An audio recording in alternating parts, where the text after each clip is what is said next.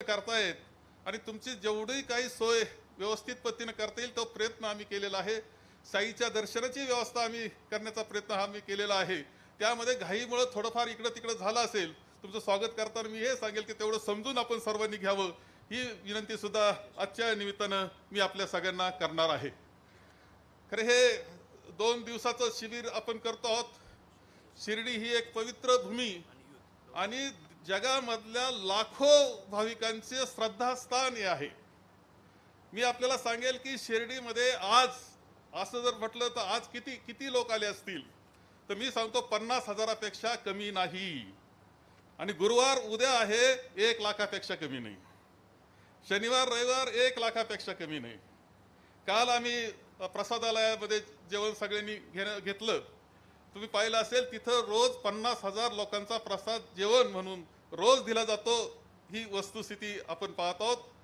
अशा काळामध्ये आपण शाईबाबाच्या या पवित्र भूमीत आले, शाईचे आशीर्वाद आपण सर्वजण घेतो आहोत आणि हा नवसंकल्प पुढे नेण्याचा काम, कारण साई महाराजांचा सुद्धा संदेश हा समतेचा संदेश होता, हे नाकारता येणार नाही।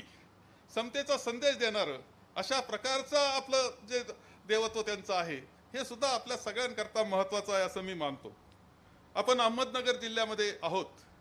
आपण पंडित जवाहरलालजी नेहरूंचं नाव या सभागृहाला दिलेलं आहे। याला सुद्धा कारण आहे की पंडितजी हे 42च्या चळवळीमध्ये चले जावची ज्यावेळेस घोषणा झाली, त्यानंतर त्यांना अटक झाली। एकंदर पंडित जवाहरलालजी नेहरू यांचा कारागृहातला कालखंड किती, कदाचित आपल्या काँग्रेस जनांना सुद्धा माहीत नसेल की 10 वर्षापेक्षा जास्त काळ ते तुरुंगात राहिले आणि त्यातला काही काळ हे अहमदनगरच्या भुईकोट किल्ल्यामध्ये ते होते। आज आमच्या दृष्टीने ते तीर्थस्थान आहे। इथं पंडितजी राहिले, जिथं त्यांनी भारताचा शोध डिस्कवरी ऑफ इंडिया हे पुस्तक लिहिलं, ते जागा म्हणजे आपल्याकरता सुद्धा श्रद्धास्थान आहे, आपल्या सर्वांचं तीर्थस्थान आहे, हे आपल्याला नाकारता येणार नाही। आणि म्हणून या भूमीला सुद्धा आम्हाला सर्वांना अभिमान आहे पंडित जवाहरलाल नेहरू यांचा, की या भूमीमध्ये त्यांनी डिस्कवरी ऑफ इंडिया लिहिलेलं आहे आणि म्हणून या सभागृहाचं नाव सुद्धा आपण पंडितजींच्या नावानं दिलेलं आहे, हे आपल्याला या निमित्तानं मी आपल्याला सांगेन।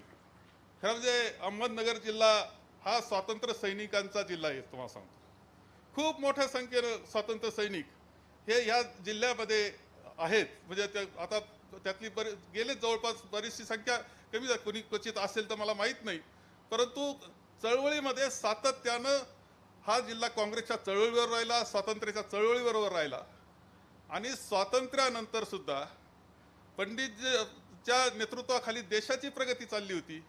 त्याचबरोबर यशवंतराव चव्हाण साहेबांच्या नेतृत्वाखाली महाराष्ट्राची सगळी कृषी औद्योगिक क्रांतीची जी प्रेरणा तिथून घेतली। यशवंतराव चव्हाण साहेबांनी कृषी औद्योगिकचं एक स्वप्न संपूर्ण महाराष्ट्राला दाखवलं की कशी प्रगती झाली पाहिजे आपल्यात। जर कृषी हे आपलं मुख्य जर साधन असेल, तर कृषी औद्योगिकीकरण करून आपण हे राज्य पुढे नेलं पाहिजे, हे स्वप्न त्यांनी पाहिलं। मला सांगायला अभिमान वाटतो की या जिल्ह्यामध्ये काही भाग थोडा इरिगेशनचा आहे, पाटबंधाऱ्याची व्यवस्था त्यांची आहे सिंचनाची, पण मोठा भाग दुष्काळी आहे। तरी परंतु इथं असलेले सहकारी साखर कारखानदारी या जिल्ह्याचं वैशिष्ट्य राहिलेलं आहे। अत्यंत चांगल्या पद्धतीनं साखर कारखानदारी इथे चाललेली आहे, सहकारातली चाललेली आहे, खाजगी काही झालेले आहेत, मी ना करत नाही। त्याचबरोबर दुधाच्या बाबतीत सुद्धा जे काम झालेलं या जिल्ह्यामध्ये मुद्दाम सांगितलं पाहिजे की रोजचं कलेक्शन या जिल्ह्याचं 25 लाख लिटरपेक्षा जास्त दुधाचं कलेक्शन आहे। रोज जे दूध निर्माण करतात 25 लाख लिटरपेक्षा। शेती सुद्धा हॉर्टिकल्चरमध्ये हा जिल्हा खूप चांगल्या पद्धतीनं पुढे गेलेला आहे। आणि ह्या सगळ्यामध्ये इथे कॉलेजेस आहेत, मेडिकल कॉलेजेस आहेत, इंजिनिअरिंग कॉलेजेस आहेत, सगळं काही शिक्षणाच्या व्यवस्था चांगल्या आहेत। पण एक वाक्य मात्र मी सांगेल की हे सगळं करण्याचा पाया कोण असेल तर ती काँग्रेस आहे, हे नाकारता येणार नाही। हे सगळं काही कुठं असू दे, कुठं कोणत्या क्षेत्रात असू, कोणत्या तालुक्यात असू, याच्या पाठीशी काँग्रेस होती म्हणून हे उभं राहिलं, हे कोणालाही नाकारता येणार नाही। काँग्रेसचं नेतृत्व, काँग्रेसची सत्ता, काँग्रेसनं दिलेली ताकद, यामधूनच हे सगळं उभं राहिलेलं आहे, ही वस्तुस्थिती सगळ्यांना मान्य केली पाहिजे। आणि म्हणून असा हा जिल्हा आहे जिथे आपण आज हे शिबिर आपण घेतोय। आपण सगळेजण खूप चांगल्या संख्येनं आपण आलेले आहात. माननीय आदरणीय नेते आपले शिवराज पाटील साहेब सुद्धा 2 वाजता आपल्यामध्ये येऊन सहभागी होत आहेत. खूप आनंदाची गोष्ट आहे की सगळेजण आपण एकत्र या निमित्तानं इथे जमतो आहोत. आपल्याला 2 दिवस आता ही चर्चा हे सर्व करणार आहोत. मी आपल्याला सांगेल की काँग्रेसचा विचार जो समतेचा विचार आहे, समतेचा विचार हा संतांनी सुद्धा आपल्या सांगितलेला आहे. संतांचे विचार आपल्या महाराष्ट्रातले असेल देशामध्ये सुद्धा एक समाज सुधारक झाले आणि संत झाले. या सगळ्या संतांनी कायम समतेचा विचार सांगितला. मी आपल्या सगळ्यांना सांगेल की संत ज्ञानेश्वरांचे जे बंधू होते, थोरले बंधू, मोठे बंधू, त्यांच्यापेक्षा निवृत्तीनाथ महाराज इथेच त्यांनी ब्रह्मगिरी म्हणून एक आहे क्षेत्र नाशिकजवळ, तिथे त्यांनी एक वाक्य वापरलेले आणि मुद्दाम आपल्याला ते वाक्य सांगेल. ते म्हटले, समता वर्तावी अहंता खंडावी. म्हणजे हे पहा कधी सांगितलं, 700 वर्षापूर्वी काय म्हटले ते, समता वर्तावी अहंता खंडावी. याचा अर्थ असा की माणसानं माणसाला माणसाप्रमाणे वागावं, भेद करू नये, समानता असली पाहिजे. आणि आपल्या सगळ्या याचा पाया, काँग्रेसच्या सगळ्या विचाराचा पाया हा समतेवर आधारित आहे, हे नाकारता येणार नाही. सगळ्यांना पुढं संत ज्ञानेश्वरांचं पसायदान सुद्धा समतेचा संदेश देतं. संत तुकाराम असतील, संत निळोबा असतील, संत गोरखकुंभार असतील, संत सावतामाळी असेल, संत रोहिदास असेल, तुम्ही सगळ्या संतांचे सगळ्या समाजातले संत घेतले. विचार मात्र जो होता तो एकच विचार होता की यामध्ये भेद नसला पाहिजे माणसांमध्ये, हे सांगणार होतं. समाज सुधारक सुद्धा आपल्या महाराष्ट्रातले आपण पाहिले तर त्यांनी सुद्धा समतेचा संदेश दिला. आणि म्हणूनच त्यामध्ये आपण नाव घेतो महात्मा फुलेंचं, महाज्योती सावित्रीबाई फुलेंचं नाव आपण घेतो, आपण नाव घेतो शाहू महाराजांचं, आपण नाव घेतो भारतरत्न डॉक्टर बाबासाहेब आंबेडकरांचं, की ज्यांनी याच्या व्यतिरिक्त सुद्धा खूप समतेचे विचार देणारे होते. आणि ही सगळी प्रक्रियेतून आपली राज्यघटना तयार झाली आणि आपल्या राज्यघटनेमध्ये हे सगळे स्रोत, हे विचार एकत्र आलेले आपल्या सगळ्यांना दिसत आहेत. आणि म्हणून तिला प्राणापलीकडं जपण्याची जबाबदारी तुमची, आमची, आपल्या सर्वांची आहे, हे सुद्धा विसरून चालणार नाही, हे मी आपल्याला या निमित्तानं येथे सांगेन. सर्व समाज घटकांना बरोबर घेऊन जाण्याचा प्रयत्न सातत्यानं काँग्रेसनं हा केलेला आहे. मी आपल्याला एकच गोष्ट या निमित्तानं सांगेल की शेवटी काँग्रेसचा हा मुख्य प्रवाह आहे. काँग्रेस ही विचारधारा आहे. त्या विचारधारेनं आपल्याला पुढं जायचं आहे. काँग्रेसची विचारधाराच या देशाचं चांगलं करू शकते, अखंडता टिकू शकते, देशाला पुढं नेऊ शकते, हे सिद्ध झालेलं आहे. कदाचित कठीण दिवस आपल्याला असतील, काँग्रेसला असतील, आपल्या विचारधारेला असतील, पण ते कायम राहतील असं मानण्याचं कारण नाही. कारण ही विचारधारा शाश्वत आहे, हे आपल्याला सर्वांना सांगेल. शाश्वत विचारधारा आहे, ती जपण्याची जबाबदारी, आपली वाढवण्याची जबाबदारी सुद्धा आपल्या सगळ्यांची. मी आपल्याला या निमित्त एक सांगेल, शाहीबाबांचा एक संदेश आहे, श्रद्धा आणि सबुरी. श्रद्धा ठेवा, तेव्हा मी सुद्धा असंच एक श्रद्धा ठेवली मी, आणि सबुरी सुद्धा ठेवली आम्ही. नाही असं नाही, कधी कधी वेळ आली होती आमच्यावर तर काय चाललं असं म्हणण्याची, त्यावेळेस सुद्धा आम्ही शांत राहिलो. तुम्हाला जर इतिहास थोडासा पाहिलं, 5-7 वर्ष मागे गेले तुम्ही, आणखी 5-10 वर्ष, तर लक्ष देईल की अरे वेळेला थांबलो मी, आम्ही काही नाही, बिघडत नाही, काय झालं असेल. परंतु सबुरी, श्रद्धा काँग्रेसवर, आणि त्याकरता सबुरीनं काम करीत राहा. तुमचं माझं चांगलं झालं असं मी मानणार आहे. काँग्रेसनं मला खूप चांगल्या पद्धतीने दिलं, खूप सांभाळलं, खूप संधी दिली. मी अजिबात नाकारत नाही, नाकारणार नाही. आपल्याला सुद्धा सगळ्याला मी याने सांगेल की शाहीचा संदेश जो आहे, श्रद्धा आणि सबुरीचा, तो आपण सगळ्यांनी जपायचा आहे. आणि एक दिवस पुन्हा तुमचा येणार आहे, हे निश्चितपणे मी आपल्या सगळ्यांना सांगतो. त्याकरता आपल्याला तयारी करायची, काम तर करावं लागेल. आपोआप येईल असं समजण्याचं काही कारण नाही. काम आपल्याला करावं लागेल. परंतु पुन्हा आपल्या विचाराचा दिवस येईल, आपल्या कार्यकर्त्याचा दिवस, आपल्या देशाच्या अखंडतेकरता, सामर्थ्यवान बनवण्याकरता आणि आपल्या सगळ्यांना पुढं हा विचार पुढे नेण्याकरता काँग्रेसशिवाय दुसरा पर्याय नाही. आदरणीय सोनेजींच्या नेतृत्वाखाली, आदरणीय राहुलजींच्या नेतृत्वाखाली हा विचार पुढे नेण्याचं काम आपल्या सगळ्यांना करायचंय आणि आपण ते निश्चितपणे करू. आणि पुन्हा एकदा काँग्रेस, हे जे सुनियत शेवट आपल्याला म्हटल्या आदरणीय सोनिया गांधी, पुन्हा एकदा पण काँग्रेस आणणार, हा त्यांचा नारा हा खरा करून दाखवण्याचं काम आपल्या सगळ्यांना करायचंय. मी पुन्हा एकदा आपल्या सगळ्यांचं स्वागत येथे करतो. मी आपल्याला 1-2 गोष्टी आहे की थोडक्यात एक सांगतो की सगळी व्यवस्था ठीक करण्याचा प्रयत्न मी केलेला आहे. शांततेनं, व्यवस्थित पद्धतीनं आपण जे काही जेवणाची व्यवस्था ती दुपारी संध्याकाळी आणखी बरी बरी व्यवस्था आहे हे लक्षात ठेवून बरीला काही मर्यादा आहेत, शाहीच्या भूमीत आहे आपण, पण तरी त्यातलं त्यात बरं करण्याचा प्रयत्न आमचा आहे. ती म्हणजे तशा पद्धतीनं नियोजन पोटाचं करावं. दुसरं एक सांगेन की नॅशनल हेराल्ड हे आपलं नवजीवन आणि नॅशनल हेराल्ड हे 2 वृत्तपत्र आपल्या काँग्रेसच्या विचाराची आहेत. आदरणीय सुनीजींच्या नेतृत्वाखाली ते चालतात. आपण त्यामध्ये आपण मुंबईहून आवृत्ती आता सुरू झालेली आहे, त्यांचा स्टॉल आपण इथे लावलेला आहे.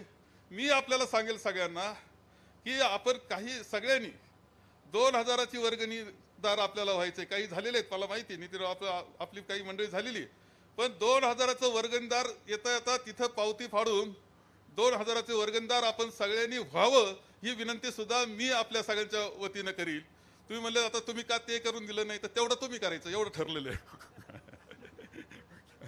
दुसरी गोष्ट की म्हणजे आपल्याला नेमका बरोबर संदेश घेऊन जाणार आहोत आपण. अखिल भारतीय काँग्रेस कमिटीचा आदरणीय सोनीजींचा आणि एच के पाटील साहेब बोलतील, आपले अध्यक्ष महोदय बोलतील, हा सगळा संदेश घेऊन तर आपण जाणार आहोत आणि काम करणार आहोत. परंतु 2 पुस्तकं वाचण्याकरता मी देणार आहे. त्याच्यावर ते थोडी उपलब्धता आम्ही करून घेतली निर्णया ठिकाणून. ते आहे पंडितजींचं भारताचा शोध, डिस्कवरी ऑफ इंडियाचं मराठी भाषांतर साने गुरुजींनी केलेलं. साने गुरुजींनी केलेलं भाषांतर आहे ते भाषा इतकं सोप्या भाषेत आहे. साने गुरुजी हे मुलांचेच लेखक होते, आपल्या सगळ्यांना माहिती आहे. त्यांनी डिस्कवरी ऑफ इंडिया इतकं सोप्या भाषेत त्यांनी केलेले भारताचा शोध ते आहे. आणि दुसरं एक पुस्तक देणार आहे अलीकडच्या कालखंडामध्ये आपले सुरेश भटेवरा जे नाशिकचे आहे लेखक, त्यांनी आपल्या मोतीलालजी नेहरूंपासून तर राहुलजींपर्यंत सगळा इतिहास काँग्रेसचा घराण्याचा एकत्र पद्धतीने सुंदर लिहिलेला आहे. ते एक पुस्तक, असे 2 पुस्तकं उद्या आपल्याला देण्याची व्यवस्था मी करणार आहे. पुस्तकं वाचून परीक्षा घेणार असं काय अध्यक्षांनी जाहीर केलं तर माझी अडचण होईल. परंतु आपण इथे 2 दिवस चांगल्या पद्धतीने चर्चा करा. त्यानिमित्तानं एकत्र आपण राहतोय, चर्चा करा आणि आपण आनंद सगळ्या पद्धतीनं घ्या. पुन्हा एकदा काँग्रेस हा नारा घेऊन आपण जाऊया हे तुम्हाला या निमित्तानं सांगतो. आपल्या सर्वांचं पुन्हा एकदा स्वागत करतो आणि माझे 2 शब्द संपवतो.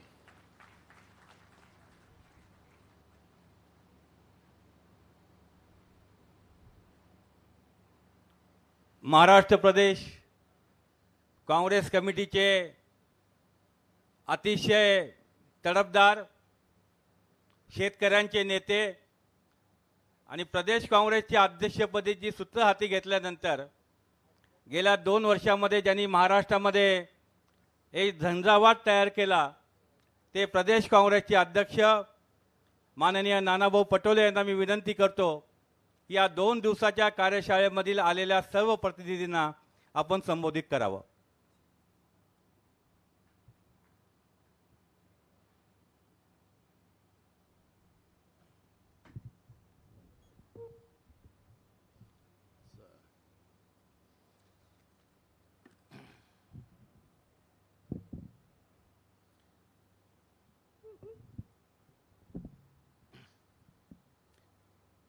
सर्वप्रथम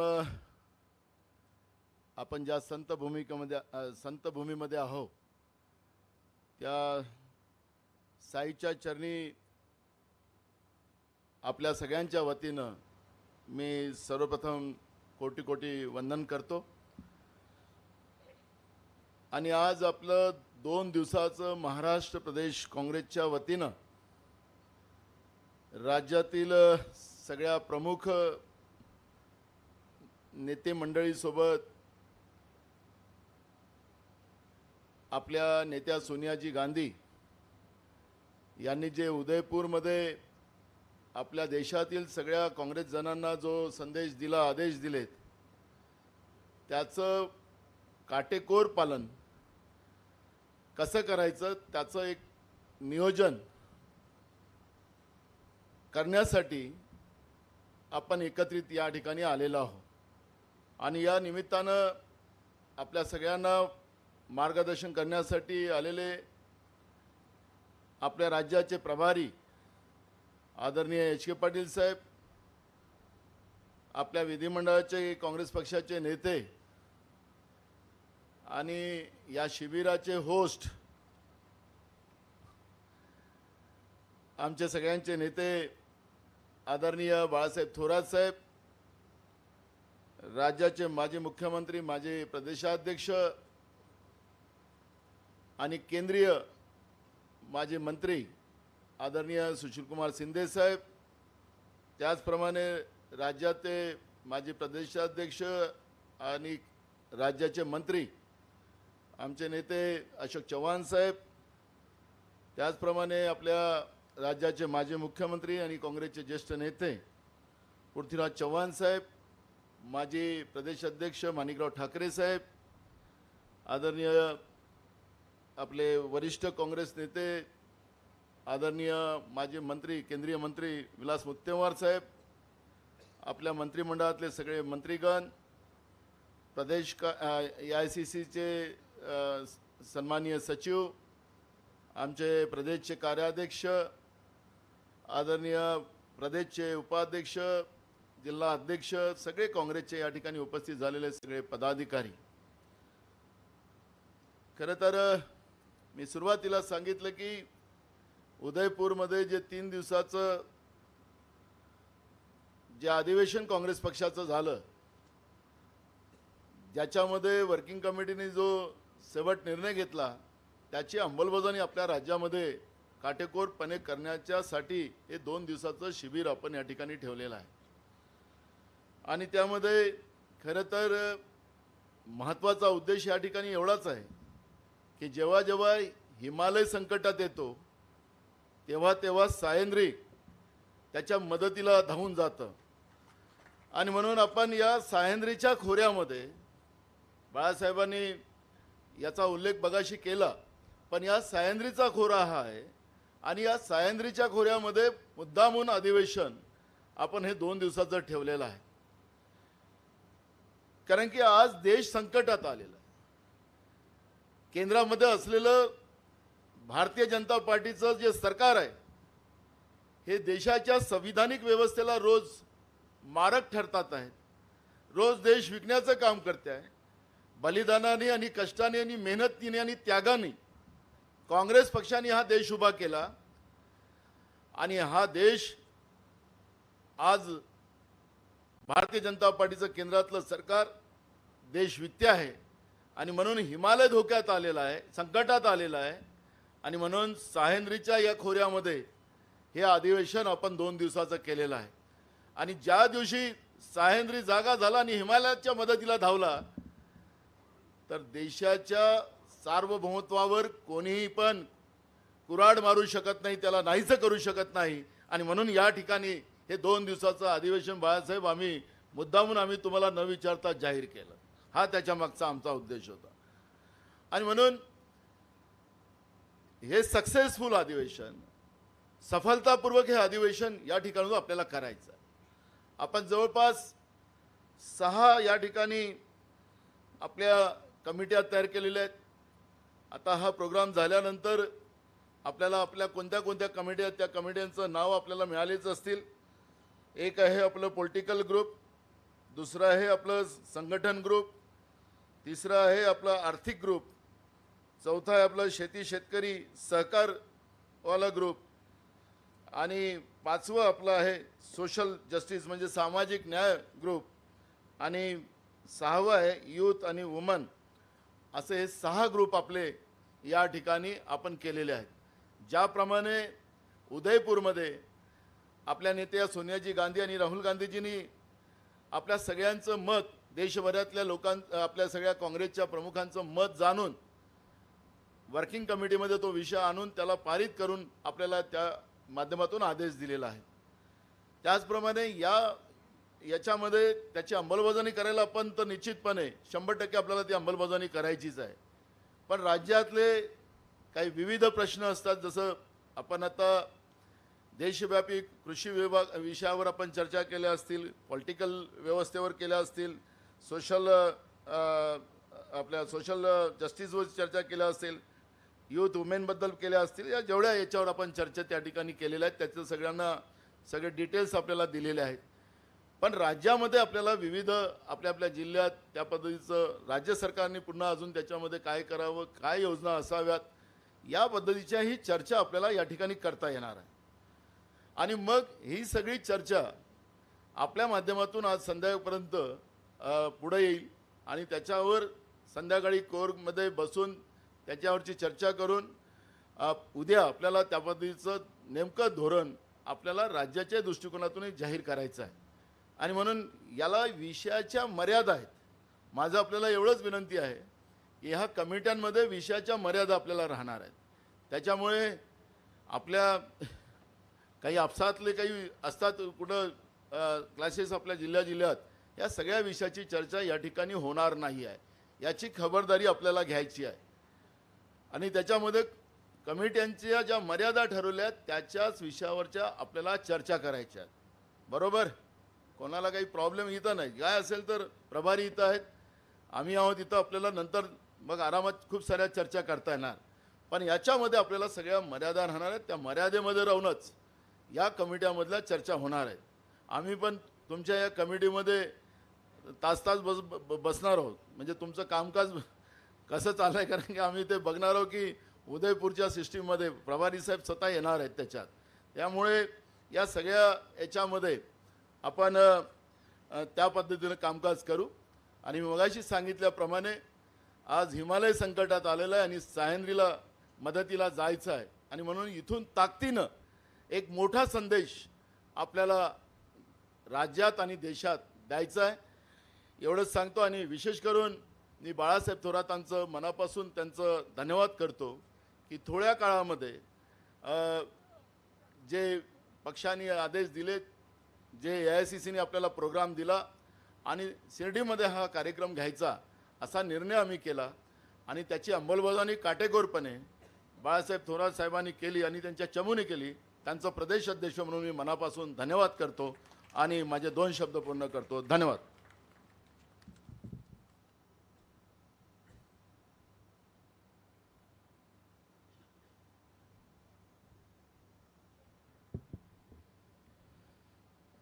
आजपासून 2 दिवस चालणाऱ्या आपल्या या कार्यशाळेमध्ये प्रतिनिधींच्यामध्ये महिलांची संख्यासुद्धा चांगल्या पद्धतीने आहे. महिला काँग्रेसच्या अध्यक्ष आणि त्यांच्या सर्व प्रतिनिधीसुद्धा आहेत. युवक वर्गसुद्धा मोठा आहे. त्यांचंसुद्धा स्वागत करतो. एक महत्त्वाचा मुद्दा माझा सुटला. आपल्याला उदयपूर अधिवेशनामध्ये जे काही संकल्प केला गेला होता त्याच्यामध्ये एकापेक्षा जास्त पदं असलेली लोक, 5 वर्षाच्याही पलीकडे झालेल्या पदावर बसलेली लोक यांना आपल्याला राजीनामे द्यायचे आहेत. त्याच्यामुळे जे कोणी असतील या पद्धतीचे त्यांना नसीमबाईंना दिलेलं आहे.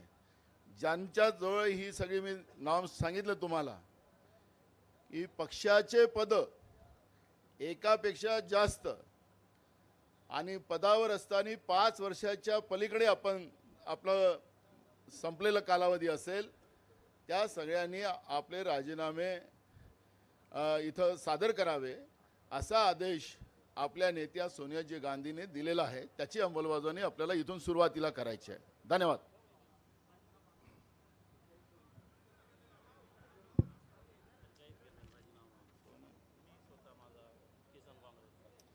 आपले नसीम पवार साहेब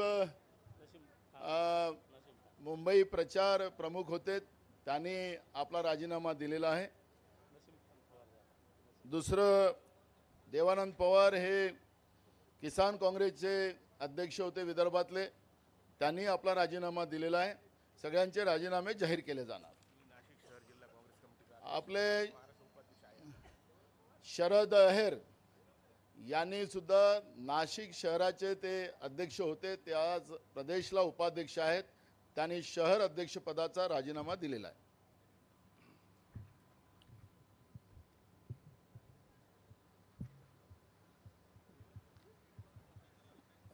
महाराष्ट्र प्रदेश काँग्रेस कमिटीचे अखिल भारतीय प्रभारी ज्येष्ठ नेते एक अभ्यासु व्यक्तिमत्व और महाराष्ट्र कांग्रेस की धुरा लेने के बाद जिनके नेतृत्व में महाराष्ट्र की कांग्रेस ने बहुत अच्छा यश संपादन किया, एक ऐसे नेता कि जो हमेशा हमारे महाराष्ट्र की कांग्रेस को मार्गदर्शन करते रहते हैं, समय भी बहुत देते हैं।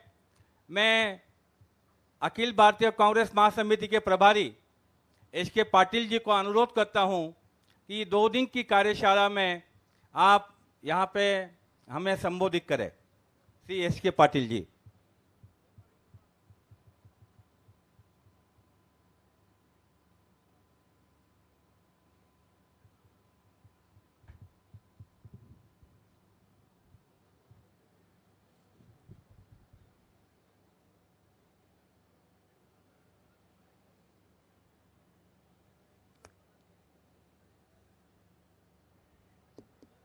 महाराष्ट्र प्रदेश कांग्रेस समिति का अध्यक्ष Nana Patole ji, leader of Congress legislature party Balasaheb Thorat ji, Sushil Kumar Shinde ji, Prithviraj Chavan ji, Ashok Chavan G,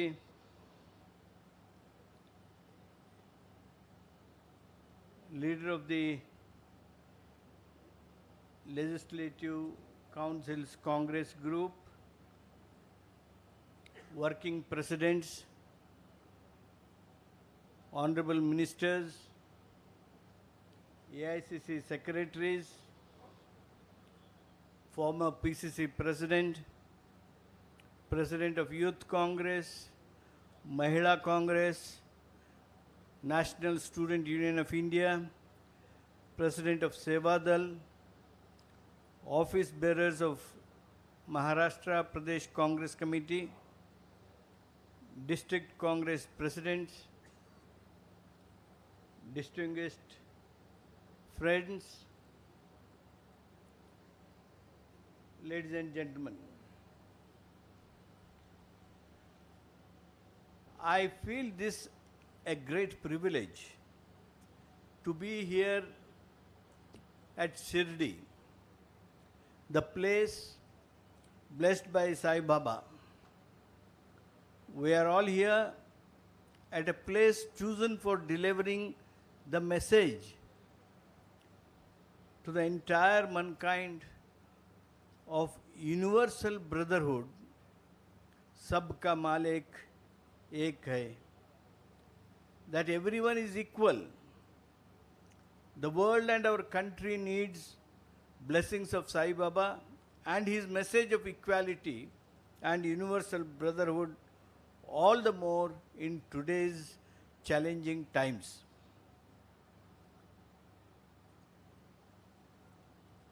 Dear Bandhu and Bhagini, at the outset, I congratulate all of you who are present here in Pandit Jawaharlal Nehru Sabhagraha and some who could not be present here owing to various constraints for being part of this workshop of our great party whose contribution to nation is unparalleled.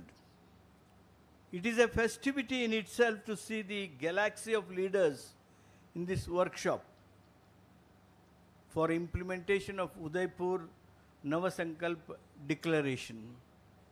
I wholeheartedly compliment Maharashtra Congressman for leading from the front protests against unending injustices and burdened by the BJP central government against all sections of society. Your protests, your struggle, be it by signature campaign against anti-farmer farm laws, atrocities against weaker sections, inflation, highest ever fuel prices, our youth staring at uncertain future with alarming unemployment, raffle corruption, never before clean chit to the enemy country, or lowest ever price of rupee against dollar. You all have been at forefront of fight against an autocratic, fascist and anti-democratic BJP government. Your contribution for relief measures, a generous service during COVID, floods and drought is exemplary for other states all over the country. Maharashtra is blessed land of Shivaji Maharaj. From holy places belonging to every religion to social reformers like Jyotiba Phule, Savitribai Phule, Chhatrapati Shahu Maharaj, Sant Tukaram, Gopal Krishna Gokhale, Bal Gangadhar Tilak, Dr. Bhimrao Ambedkar, Acharya Vinoba Bhave. This land of Maharashtra has been guiding path of countless citizens. On May 1st, in 1960, Pandit Jawaharlal had laid the foundation of independent Maharashtra and handed over the leadership of the state to Yashwantrao Chavan. The state has always been actively involved in every constructive initiative focused at the welfare of citizens and is the pioneer of inclusive governance initiated, continued by Yashwantrao Chavan, Vasantdada Patel, Vasantrao Nayak, Shankar Rao Chavan, and all the Congress chief ministers.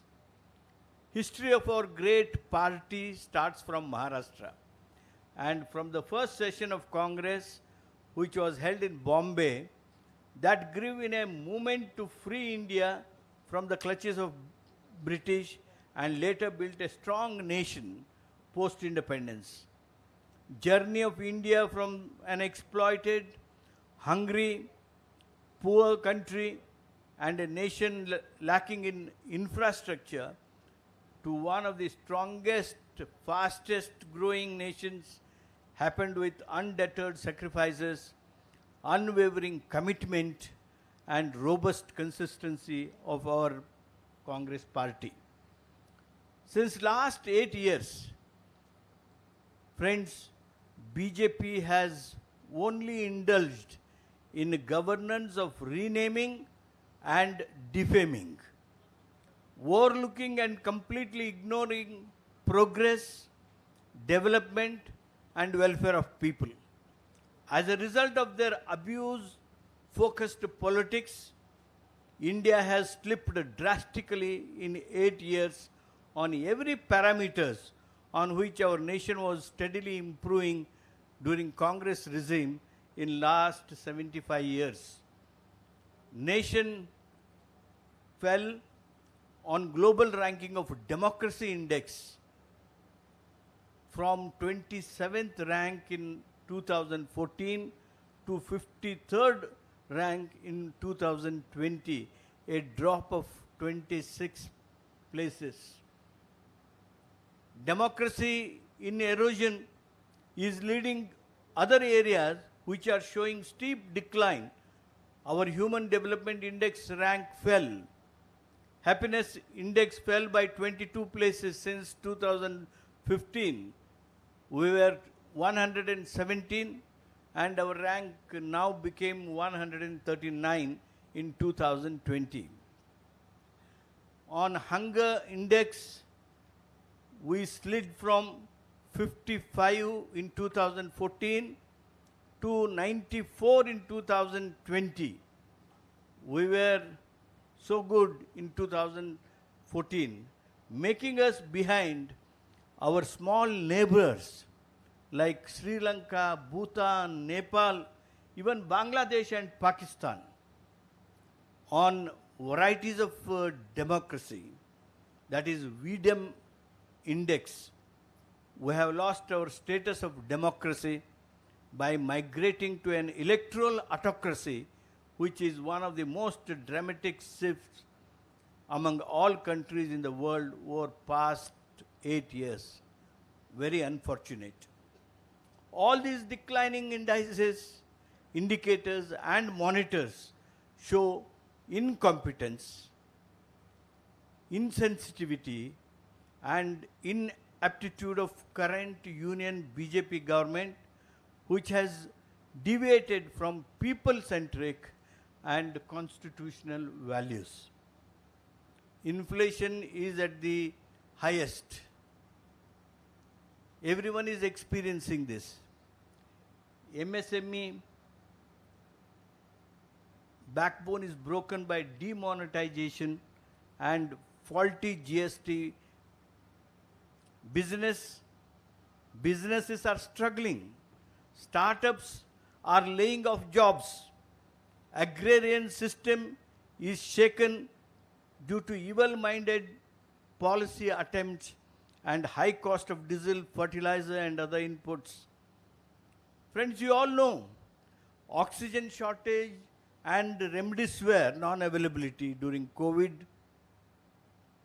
and extremely slow response of central government to vaccine procurement exposed BJP as a non-caring party of difference for whom power means only self-service and merely in the service of crony friends, rich friends. Even today, Union government is not taking any required fiscal measures to rejuvenate the economy, uplift the business sentiments and build the confidence of the people. Rather, its focus is on digression aided by spewing of hate by their leaders and falsely targeting opposition leaders by misusing, abusing institutions like ED, CBI, even the office of the governor, which has been reduced to an office indulging in political maneuvering. Our ongoing fight, our Sangharsh against the ideology of division, destruction and disturbances needs to be even stronger in the coming days. Our beloved leader, Srimati Sonia Gandhi ji, gave a clarion call at Udaipur to start Bharat Jodo Andolan and spread the ideology of Indian National Congress and the Constitution of India. More than 75 years ago, Indian National Congress, under the leadership of Mahatma Gandhi ji, Jawaharlal Nehru ji, launched Bharat Chodo Andolan against the British to free the nation from divide and rule policy. Today, under the stewardship of Srimati Sonia Gandhi ji, our nation, in order to protect its unity and constitutional values of fraternity, equality, justice, cooperative federalism, harmony, integration, brotherhood, needs Bharat Jodo Andolan. It is our collective duty to make it a great success. We must not let the sweat and sacrifice of our countless partymen go waste. We must try to reach out to as many people as we can individually and also as ministers and also as organizational office bearers. Our frequency of touring various districts, blocks, villages, etc. must increase. It is our solemn duty towards our forefathers and coming generations to educate and sensitize the masses about the misrule of Union BJP government, which has damaged peace, progress, prosperity, democracy and constitutional values, even institutions and social fabric of our great nation. The state-level workshop for implementation of declaration of Navasankalpa Shivir, which is being held at a short notice and is so well organized. I take this opportunity to compliment and congratulate the Congress Legislature Party leader Balasaheb Thorat, PCC President Nana Patolaji, and their entire team for such an excellent arrangement. The workshop should focus on making a plan of action, strategy and framework for earmarking clear-cut duties and responsibilities with accountability to every office bearer. We were only making speeches, lectures. That era has gone. Now we have to make action plans, implementation plans, strategies, frameworks, timelines, etc. The expectations of Navasankalpa Shivir of one man, one post, limiting an office tenure to 5 years, 50% representations to persons below 50 years of age, along with adequate social representation. A list of 50 points is placed to this August House to facilitate drawing the roadmap. With the implementation of roadmap at this point of time, I am very happy to note and also look at your feelings that one man, one post is being not only spoken, but when President announced that those who are holding may kindly submit their resignation, when it was brought to their notice, I compliment those who immediately came forward and submitted their resignation. At this point of time, I also compliment Nazim Khanji for having Mr. Nazim Khan and also Mr. Handure, who were very spontaneous to announce their resignations. The few days later, the official declaration was received by them. With the implementation of roadmap arrived in this workshop at Shirdi, based on crystallized and distilled guiding framework arrived at Udaipur, we'll be able to infuse younger blood, give more representation to youth and women. We'll be able to upscale social justice and include wider section of people.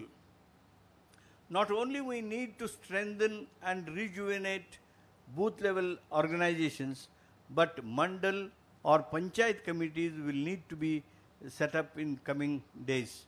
How soon and how effectively we can gear up, we'll deliberate over next 2 days in Shirdi as to how do we prepare ourselves to meet emerging political organizational challenges, contest upcoming elections unitedly in the course of changing election dynamics. Undemocratic ways of BJP and its cruel treatment meted out to poor, middle class, farmers, women, SC, STs, minorities, weaker and disadvantaged sections of the society needs to be made as a core issue of our fight for the people, and no stone be left unturned to ensure anti-people government of BJP is voted out. My friends, we have reached a critical time in our journey where we need to start devising plans of actions with determination to reach our goal of reclaiming the glory of Congress party and our nation. Our leader, Shri Rahul Gandhi ji, professes and has been fighting for an idea of India based on fraternity, cooperation, equality, justice, harmony and inclusive development, which needs to be protected at any cost. People of India have high expectation from Congress leaders in general and Congress leaders in particular of Maharashtra to lead this fight once again for defeating evil Bharat Todo agenda of BJP. Everyone here will dedicate, I'm sure you will kindly dedicate oneself with tan, man, dhan for defeating Bharat Todo of design of BJP with Bharat Jodo call of Honorable Congress President Srimati Sonia Gandhi ji, and make a party and leadership proud. This is my earnest hope, wish and prayer for all the leaders who have assembled here. I once again compliment and congratulate for the nice arrangements you have made, particularly the efforts that Mr. Balasaheb Thorat has done, and the right advice and provocation that our Honorable President has made to make this Shivir. I may only say that your Shivir, the way I have seen the arrangements in last 1 hour, is no less than even Udaipur. Those who have experienced the hospitality in Udaipur, you all agree with me, but we are still to enjoy and experience that hospitality of people of Maharashtra, particularly of Ahmednagar leaders. I once again compliment you all, and I thank you for having given me this opportunity. As I told you in the beginning, our era of speeches is over. The time has come that we should start acting, and this is the moment we should start that. Thank you very much.